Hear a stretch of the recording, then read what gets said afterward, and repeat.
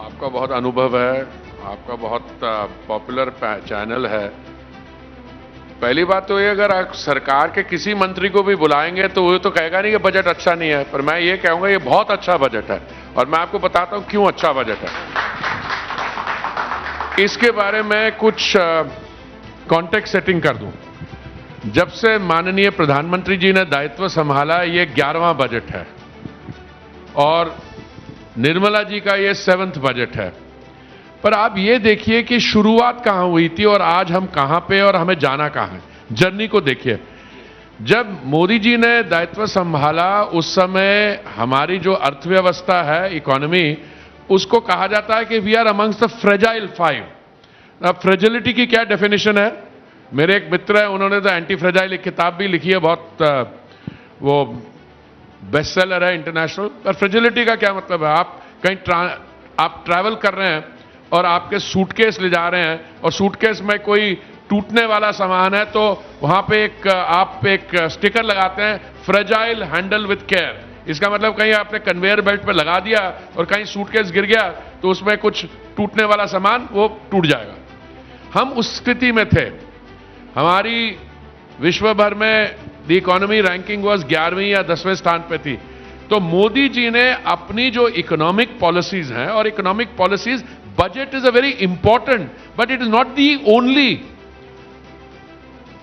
Indicator of what's happening in the economy. Economy में budget आप क्यों बढ़ाते हो? सरकार की तरफ से जो रेवेन्यू होता है उसको देखते हो और रेवेन्यू की जो एलोकेशन करते हो, कहां पे किसके लिए प्रोविजनिंग करते हो।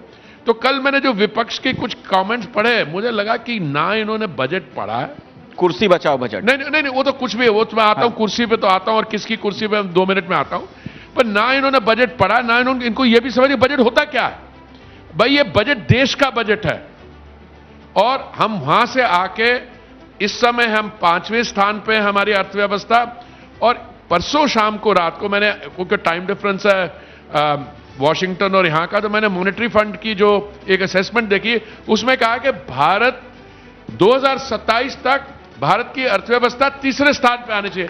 अरे मेरे भाई, वो फ्रेजाइल 5 से लेके आप 3rd लार्जेस्ट इकोनॉमी आ रहे हो और माननीय प्रधानमंत्री जी ने क्या कहा कि हम इस पे नींव डाल रहे हैं विकसित भारत की ओर ले जाने के लिए।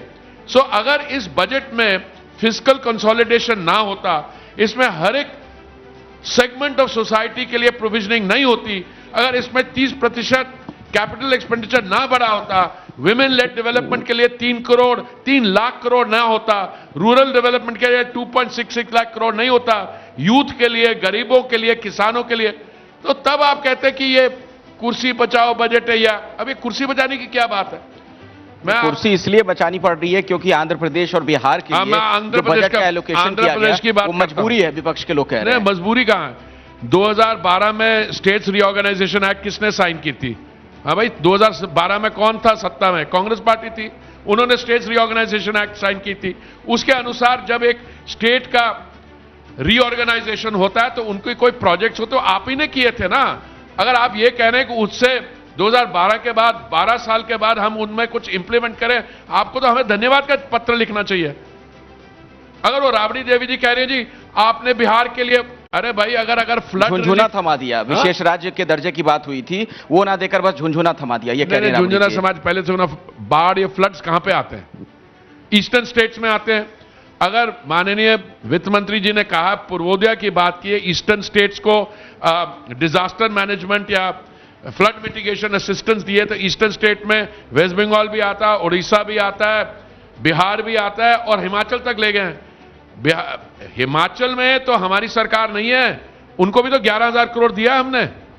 तो ये मैं समझता हूं कि विपक्ष में, देखिए जब बजट बनता है तो बजट प्रेजेंटेशन के पहले ही कुछ वो फॉर्मुलेशंस अपने तय कर लेते हैं। इसको कहना है ये आम आदमी के खिलाफ है, ये रिच आदमी के तरफ है, और वही लोग कह रहे हैं अब वो आपने वो कैपिटल, क्या कहते हैं, कैपिटल गेन्स टैक्स। अरे भाई कैपिटल गेन्स टैक्स भी नीचे आया है, 20% से वो 12% के बराबर आया।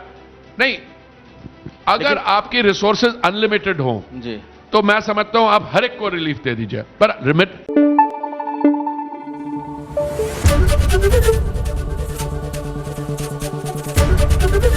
एबीपी न्यूज आपको रखे आगे।